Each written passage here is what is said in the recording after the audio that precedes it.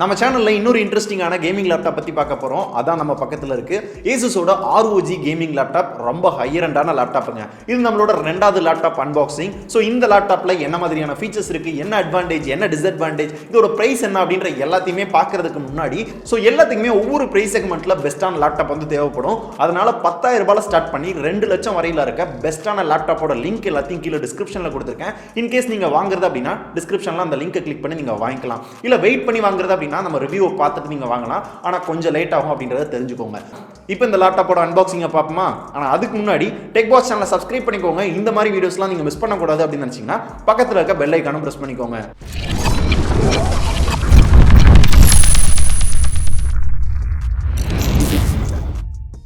இப்போ இந்த வீடியோவில் நான் பார்க்க போற இந்த லேப்டாப் பார்த்தோம் அப்படின்னா Asusோட ரொம்ப ஹையர் அண்ட் ஒரு ROG கேமிங் லேப்டாப். இது முழுக்க கேமர்ஸ்க்காக மட்டுமே வந்து பிரத்யேகமாக தயாரிச்சிருக்கோம் அப்படின்னு சொல்றாங்க. இதோட மாடல் நம்பர் இங்க போட்டிருக்கேன், பார்த்துக்கோங்க. உங்க மைண்ட் வாய்ஸ் எனக்கு கேட்டுருச்சு, ரொம்ப கம்மியான பட்ஜெட்ல லேப்டாப்பை ரிவ்யூ பண்ணுங்க ப்ரோ அப்படின்னு கேட்குறீங்க. அது எல்லாமே அடுத்தடுத்து நம்ம சேனலில் நீங்க எக்ஸ்பெக்ட் பண்ணலாம். ஸோ அடுத்தடுத்து வரும். இப்போ இந்த வீடியோவில் இந்த லேப்டாப் பத்தி பார்க்கலாம். ஸோ இந்த லேப்டாப் எனக்கு ரிவ்யூக்காக சென்ட் பண்ணியிருந்தாங்க. ரிவ்யூக்கு சென்ட் பண்ணாங்க அப்படின்றதுக்காக ஆவுன்னா சொல்ல போறது கிடையாது. இதுல என்னெல்லாம் நல்லா இருக்கோ நல்லா இருக்குன்னு சொல்ல போறேன், என்னெல்லாம் நல்லா இல்லைன்னு சொல்ல போறேன். ஃபர்ஸ்ட் இதோட பேக்கிங்ல இருந்து ஸ்டார்ட் பண்ணலாம். எனக்கு வந்தது பார்த்தோம் அப்படின்னா நல்லா பேக் பண்ணி சேஃப்டியா தான் அனுப்புறாங்க. எந்த இடத்துலயும் பேக்கிங்ல குறை சொல்ல முடியாது. ஸோ பேக்கிங் ஓபன் பண்ணோன்னு பார்த்தோம் அப்படின்னா இந்த மாதிரி தான் பாக்ஸ் இருந்துச்சு. முன்பக்கத்தில் பார்த்தோம்னா Asus ROG கேமிங் லேப்டாப், அதாவது ரிப்பப்ளிக் ஆஃப் கேமர்ஸ் அப்படின்ற மாதிரி போட்டிருந்தாங்க. ஸோ இதோட லோகோவும் போட்டிருக்காங்க. மித்த எந்த சைட்லையுமே ஸ்பெசிஃபிகேஷன் எதுவுமே வந்து போடல, ஜஸ்ட் மாடல் நம்பர் மட்டும் போட்டிருக்காங்க. இப்போ இந்த பாக்ஸ் ஓபன் பண்ணி உள்ளர பார்த்தோம் அப்படின்னா 2 பாக்ஸ் கொடுத்திருக்காங்க. அதுல இந்த சின்ன பாக்ஸ்க்குள்ள பார்க்கறப்ப சார்ஜிங் அடாப்டர் மற்றும் சார்ஜிங் கேபிள் கொடுத்திருக்காங்க. ஓவராலா சார்ஜர் மட்டும் தான் இந்த பாக்ஸ்க்குள்ள இருந்துச்சு. இதுக்கு பக்கத்திலேயே ஒரு பெரிய பாக்ஸ் வந்து கொடுத்திருக்காங்க. ROG லோகோ போட்டிருக்கு இந்த பாக்ஸோட முன்னாடி. பாக்ஸ் ஓபன் பண்ணோம்னா மேலவே நம்மளுக்கு லேப்டாப் கொடுத்திருக்காங்க. சோ அது டிசைன் பார்க்கிறதுக்கு நல்லா இருக்கு. பாக்ஸ் ஓபன் பண்ணோனே லேப்டாப் மேல வர மாதிரி வந்து டிசைன் பண்ணியிருக்காங்க. லேப்டாப்பை எடுத்துடலாம். ஸோ இதுதான் நம்மளோட ROG கேமிங் லேப்டாப். நல்ல வெயிட்டா இருக்குங்க.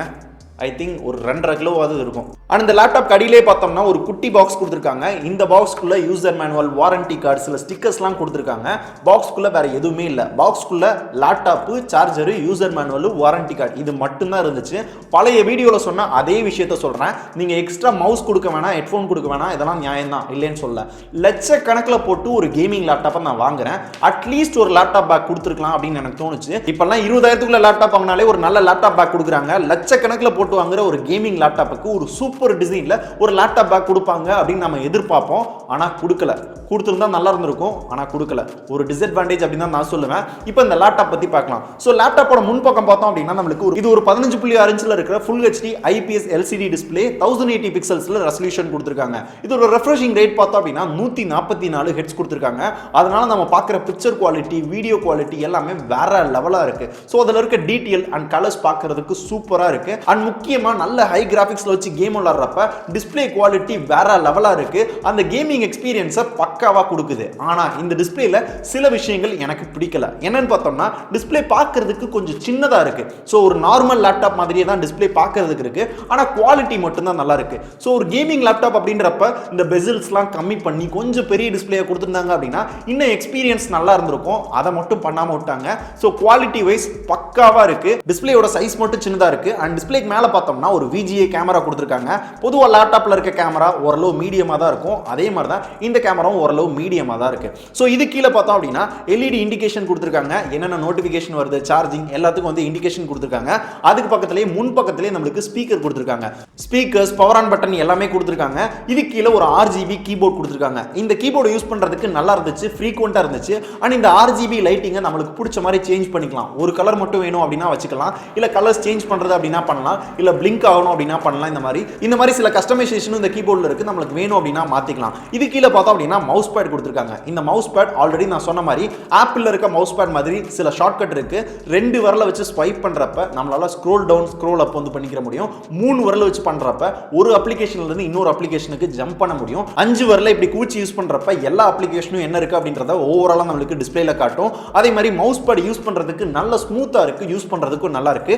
மவுஸ் பேட் அண்ட் கீபேட்ல எந்த எந்த குறையுமே இல்லை. தென் லேப்டாப்போட பின்னாடி பார்த்தோம்னா ROG லோகோ கொடுத்துருக்காங்க. இந்த ROG லோகோல RGB லைட்டிங்கும் கொடுத்துருக்காங்க. நம்மளுக்கு வேணும் அப்படின்னா வச்சுக்கலாம், இல்லை அப்படின்னா ஆஃப் பண்ணிக்கலாம். அதே மாதிரி லெஃப்ட் சைடில் பார்க்குறப்ப 3 3.0 USB போர்ட் கொடுத்துருக்காங்க.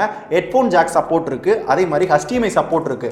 அதுக்கப்புறம் இந்த சைடில் பார்த்தோம் அப்படின்னா டைப் சி சார்ஜிங் சப்போர்ட் கொடுத்துருக்காங்க. உங்கள்கிட்ட டைப் சி கேபிள் இருந்துச்சு அப்படின்னா அதை யூஸ் பண்ணி கூட நம்மளால சார்ஜ் பண்ணிக்கிற முடியும். இதுக்கு பக்கத்துல இன்னொரு USB போர்ட்டும் கொடுத்துருக்காங்க. இதுவும் 3.0 தான். ஆனா ஏதோ ஒன்று மிஸ் ஆகிற மாதிரி இருக்குல்ல, ethernet board. So ethernet board இந்த லேப்டாப்ல இல்ல. எங்கேயாவது ஒய்ஃபை இல்ல, வெறும் ஈத்தர்நெட் மட்டும்தான் அப்படின்ற சமயங்கள்ல நான் என்ன பண்ணுவேன் அப்படின்ற மாதிரி இருக்கு. ஸோ ஈத்தர்நெட் போர்ட் கொடுக்கல அப்படின்றது டிஸ்அட்வான்டேஜ் அப்படின்னு தான் நான் சொல்லுவேன். அண்ட் இந்த லேப்டாப்போட டிசைன்லாம் பார்க்கறதுக்கு சூப்பரா தான் இருக்கு. பிளாக் கலர்ல ஒரு டெக்ஸ்சர் மாதிரி வந்து டிசைன் பண்ணிருக்காங்க. பார்க்க நல்லதா இருக்கு. ஆனா ஒரு இடத்துல கோட்டை விட்டாங்க. நம்ம லேப்டாப் ஓபன் பண்றப்ப பின் பக்கத்துல ஒரு சின்ன டோர் வந்து ஓபன் ஆகுது. இது எதுக்காக அப்படின்னு கேட்டீங்க அப்படின்னா, நம்ம கேம் விளையாடுறப்ப ப்ராசஸிங் ஸ்பீடு வந்து ரொம்ப அதிகமாக இருக்கும்.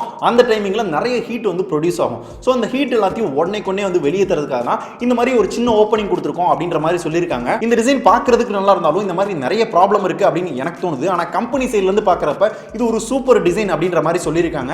அதுக்காக உள்ள RGB லைட்டிங் வச்சிருக்காங்க. வெறும் லைட்டிங் வச்சா பத்தாது, இதுக்கு ஒரு சேஃப்டி வச்சிருந்தாங்க அப்படின்னா இன்னும் நல்லா இருந்திருக்கும். சேஃப்டி வைக்காம சும்மா ஒரு ஓப்பனிங்கை கொடுக்குறப்ப கண்டிப்பா ப்ராப்ளம் இருக்கு அப்படின்னு தான் எனக்கு தோணுது. ஸோ இதை பத்தி உங்களுக்கு என்ன தோணுது அப்படின்றத கமெண்ட்ஸ்ல சொல்லுங்க. அதுக்கப்புறம் இந்த லேப்ல யூஸ் பண்ணிருக்க இன்டர்னல்ஸ் பார்த்தோம்னா Intel Core i7 8th generation வந்து யூஸ் பண்ணிருக்காங்க. நார்மல் கிளாக் ஸ்பீட் 2.2 GHz வரையும் எடுக்கும். ஆனா இதை ஓவர் கிளாக் பண்ணி 3.9 வரையும் கேம் விளையாடுறப்ப பண்ணிக்கிற முடியும் அப்படின்னு சொல்லியிருக்காங்க. அதனால நம்ம ரொம்ப ஹையர் எண்ட் கேம் விளையாண்டாலும் சரி, இல்ல ஹையர் எண்ட் சாஃப்ட்வேர் யூஸ் பண்ணி அனிமேஷன் பண்றது, வீடியோ எடிட் பண்றது அப்படின்னாலும் ப்ராசஸிங் பக்காவா இருந்துச்சு. இதுல இருக்க ப்ராசஸர் ஒர்க் ஆகிற மெமரி பார்த்தோம்னா 16 GB RAM, 500 GB SSD, 1 TB hard disk, GeForce NVIDIAவோட 1070 அப்படின்ற மாடல், 8 GB கிராபிக்ஸ் கார்டு. இந்த ஸ்பெசிஃபிகேஷனுக்கு வேற லெவல் ப்ராசஸிங் கொடுக்குது. அதுவும் நல்ல ஹை கிராபிக்ஸ்ல இருக்க கேம் விளையாண்டா கூட ப்ராசஸிங் செம்மையா இருந்துச்சு. எந்த இடத்துலயும் லாக் இல்ல. ஒரு ரியல் கேமிங் எக்ஸ்பீரியன்ஸை சூப்பரா கொடுத்துச்சு. ப்ராசஸிங் பக்கா. ஆனா ப்ராசஸிங் ஆகுறப்ப இதோட ஃபேனோட சவுண்ட் மட்டும் அப்படின்ற மாதிரி கேட்டுக்கிட்டே இருக்கு. அதை கேட்க மட்டும் கொஞ்சம் கடுப்பா இருக்கு.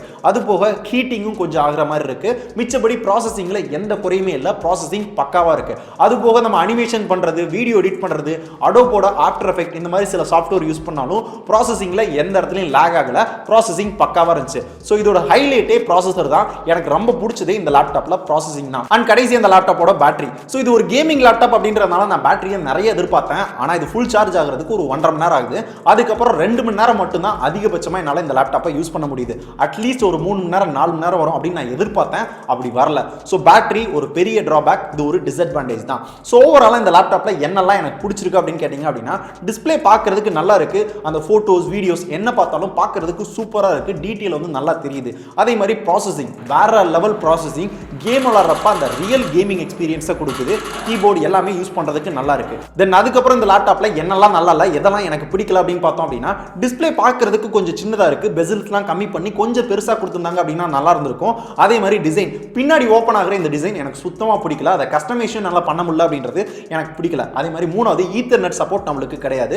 நாலாவது நம்மளுக்கு ஃபேன் சவுண்ட் வந்து உஸ்ஸுன்னு கேட்டுக்கிட்டே இருக்கிறது கொஞ்சம் டிஸ்டர்பிங்காகவே இருக்கு. அதுக்கப்புறம் கடைசியாக பார்த்தோம் அப்படின்னா, இது எல்லாரோட காமன் ப்ராப்ளமாக இருக்கும், பிரைஸ். ஸோ இதில் என்னதாண்டா இல்லை, எல்லாமே இருக்கு ஓரளவு அப்படின்ற மாதிரி நான் ஃபீல் பண்ணேன். நம்மகிட்ட வாங்குறதுக்கு காசு இல்லை. ஏன்னா இதோட பிரைஸ் அப்படி கிட்டத்தட்ட 2,40,000 ரூபாய்க்கு வந்து சேல் பண்றாங்க. இவ்வளோ பிரைஸ் கொடுத்து ஒரு கேமிங் லேப்டாப் வாங்குறதுக்கு இந்த பிரைஸ்க்கு ஒரு பெஸ்ட்டான ஒரு பிசியை பில்ட் பண்ணி ஒரு நல்ல கேமிங் எக்ஸ்பீரியன்ஸை நானே வந்து எடுத்துட்டு போயிருவேன் அப்படின்ற மாதிரி தான் எனக்கு தோணுச்சு.